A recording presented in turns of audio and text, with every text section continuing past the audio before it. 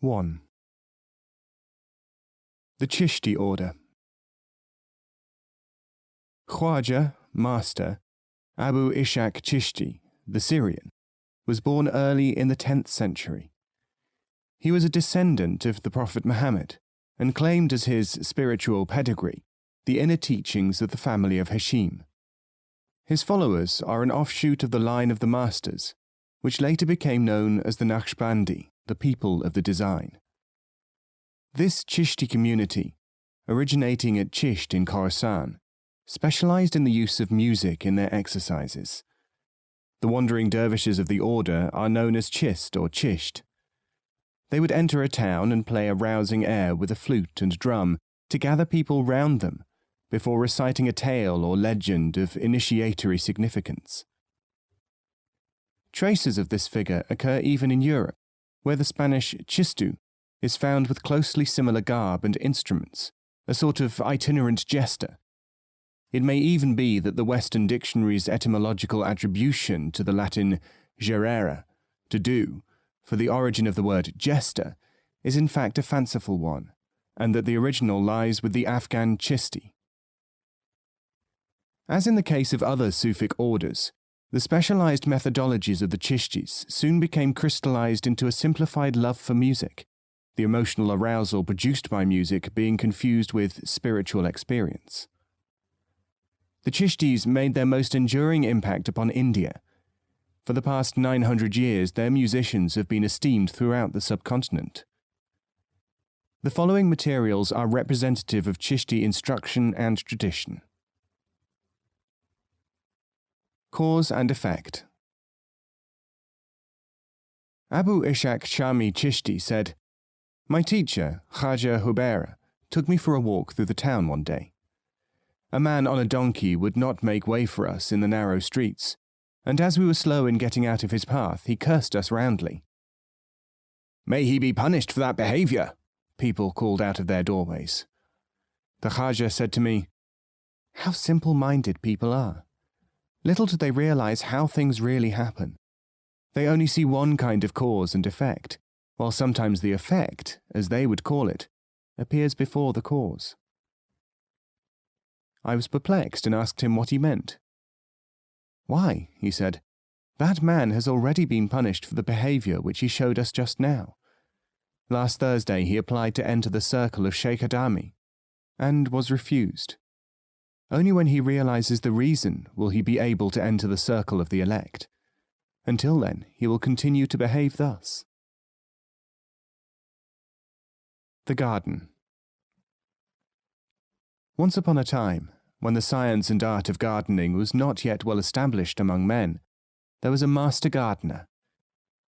In addition to knowing all the qualities of plants, their nutritious, medicinal, and aesthetic values, he had been granted a knowledge of the herb of longevity, and he lived for many hundreds of years. In successive generations, he visited gardens and cultivated places throughout the world.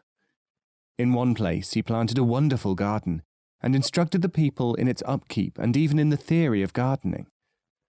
But, becoming accustomed to seeing some of the plants come up and flower every year, they soon forgot that others had to have their seeds collected, that some were propagated from cuttings, that some needed extra watering, and so on. The result was that the garden eventually became wild, and people started to regard this as the best garden that there could be. After giving these people many chances to learn, the gardener expelled them and recruited another whole band of workers. He warned them that if they did not keep the garden in order and study his methods, they would suffer for it.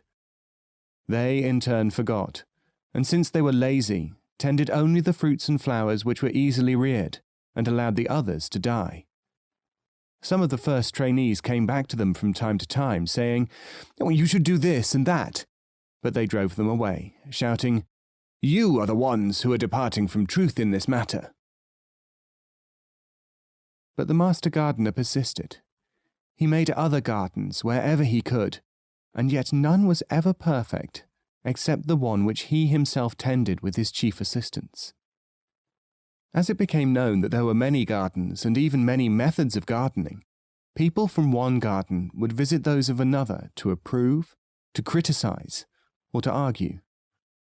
Books were written, assemblies of gardeners were held, gardeners arranged themselves in grades according to what they thought to be the right order of precedence. As is the way of men, the difficulty of the gardeners remains that they are too easily attracted by the superficial.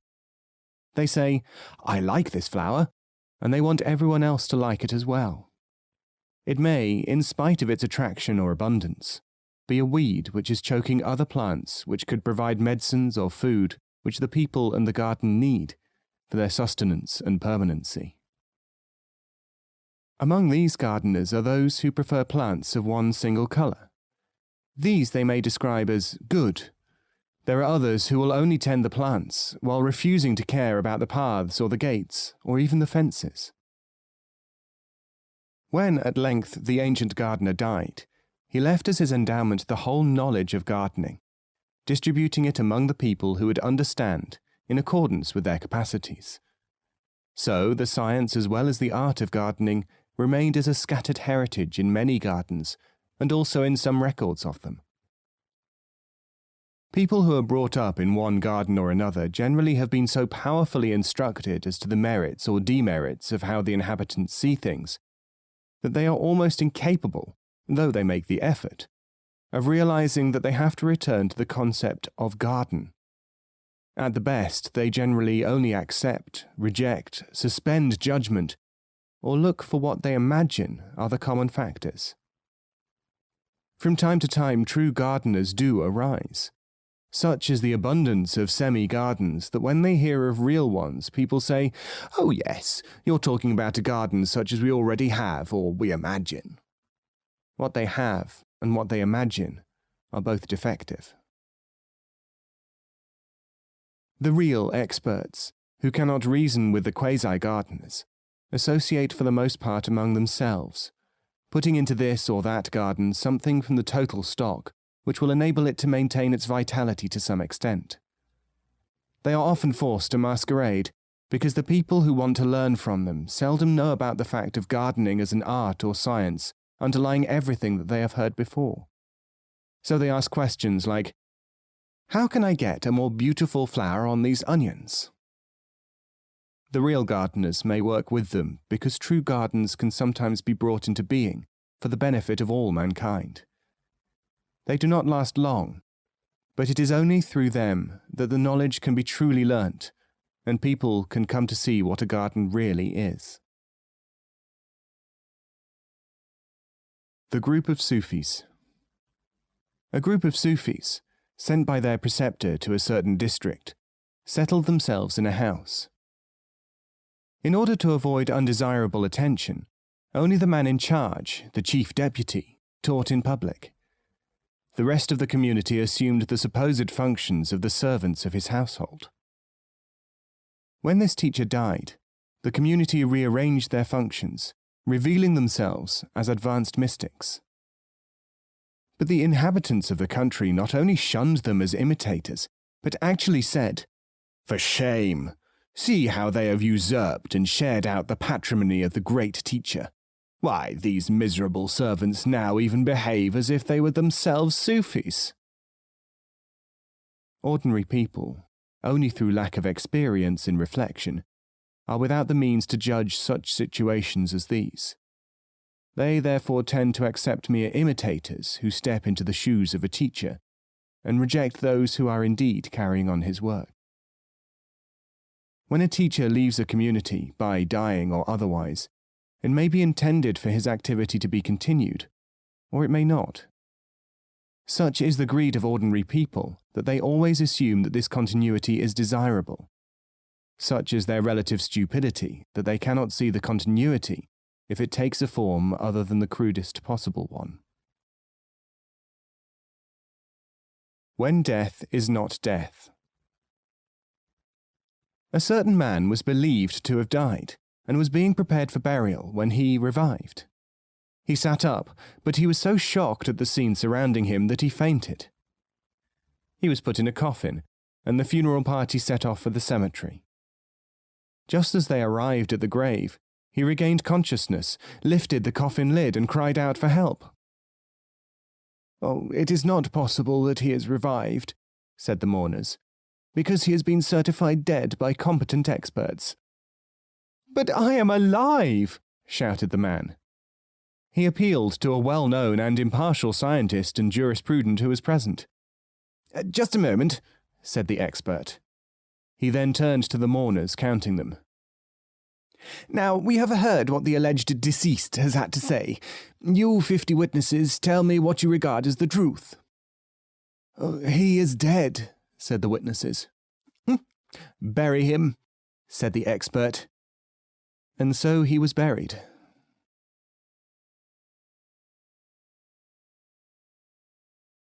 The spare room. A certain man needed money, and the only way he could get it was to sell his house. He did not, however, want to part with all of it.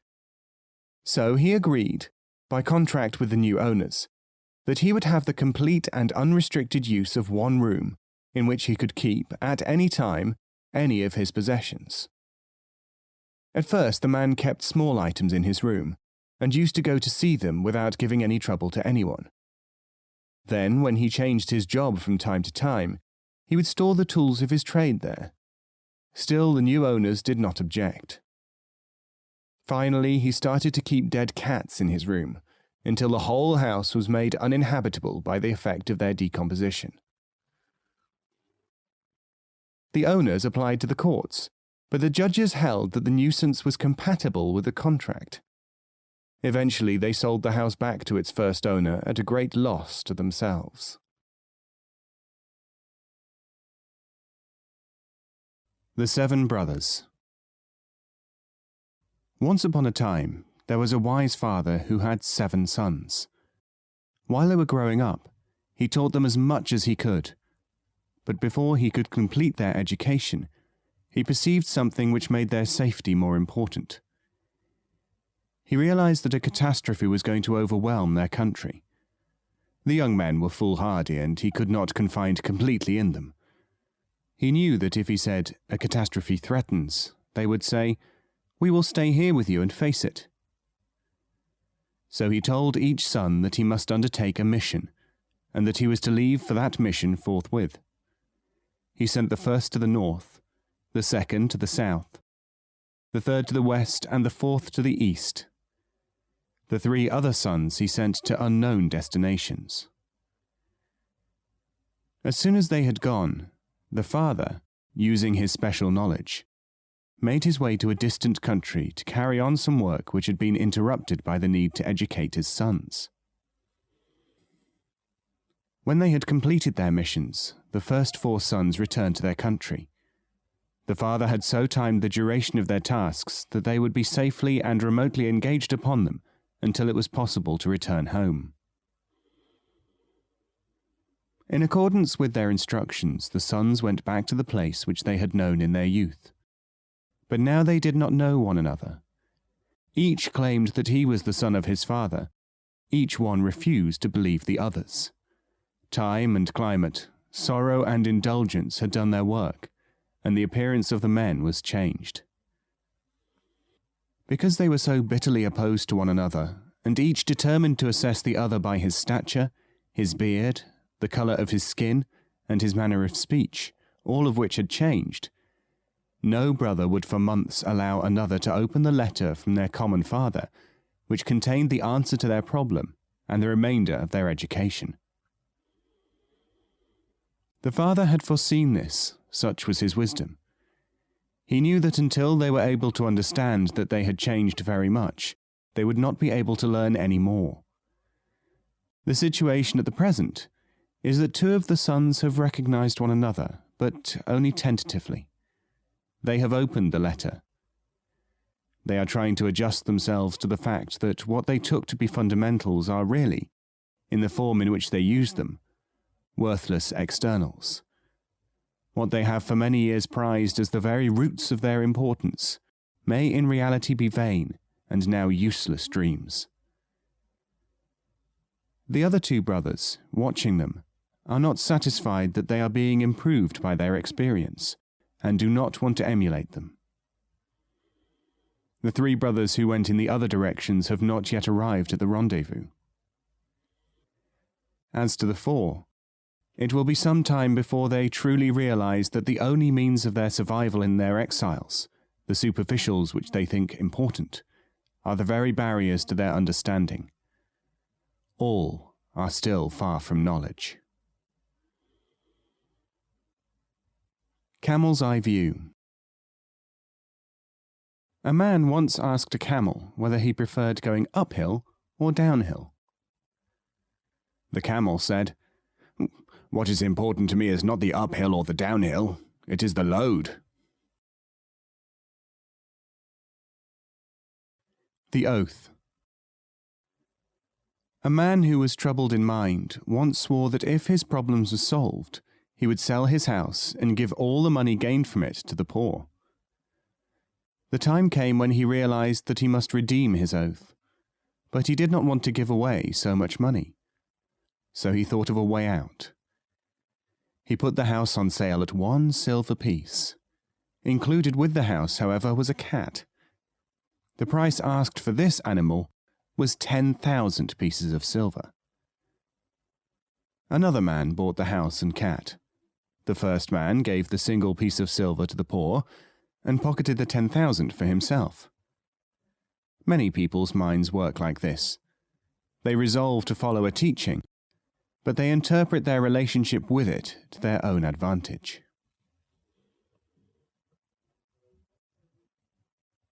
The Sufi is a liar.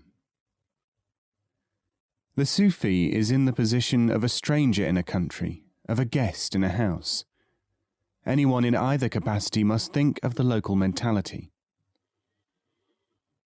The real Sufi is a changed man, abdal, change being an essential part of Sufism. The ordinary man is not changed, hence a need for dissimulation. A man goes into a country where nakedness is honourable and wearing clothes is considered dishonourable. In order to continue to exist in that country, he must shed his clothes. If he says merely, "Wearing clothes is best, nakedness is dishonourable," he puts himself outside the range of the people of the country which he is visiting. Therefore, he will either quit the country, or, if he has functions to perform there, he will accept or temporize. If the subject of the excellence or otherwise of wearing clothes comes up in discussion, he will probably have to dissimulate. There is a clash of habits here. There is an even greater clash between habit thought and non-habit thought. The Sufi, because he has experienced, in common with others, so many things, knows a range of existence which he cannot justify by argument, even if only because all arguments have already been tried by someone at one time or another, and certain ones have prevailed and are considered good sense. His activity, like that of an artist, is reduced to that of illustration.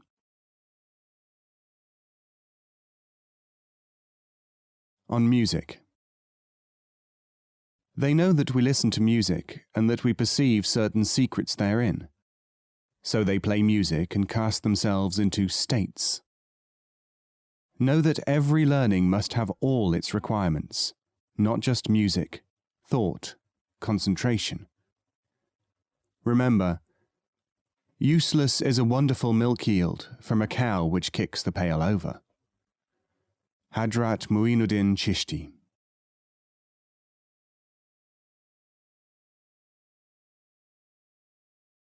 How man raises himself higher. There are two things, good and that which has to become good, reality and pseudo-reality. There is God and there is man. If a man seeks truth, he must be eligible for the reception of truth. He does not know this. Consequently, believing in the existence of truth, he assumes that he is therefore able to perceive it. This is not in accordance with experience, but it continues to be believed. After my time, as an example, people will continue to use parts of what has been carefully attuned as a means to contact truth, using it as a sort of spell or talisman to open a gate. They will play and listen to music, will contemplate written figures, will collect together, simply because they have seen all these things done. But the art is in the right combining of the elements which help to make man worthy of his connection with real truth, not in a pale imitation of them. Remember always that the science, ilm, to effect the bridge between the external and the inner is rare and passed down only to a few. Inevitably, there will be many who prefer to convince themselves of the reality of a lesser experience rather than to find the purveyor of the essence. Hadrat Muinuddin Chisti.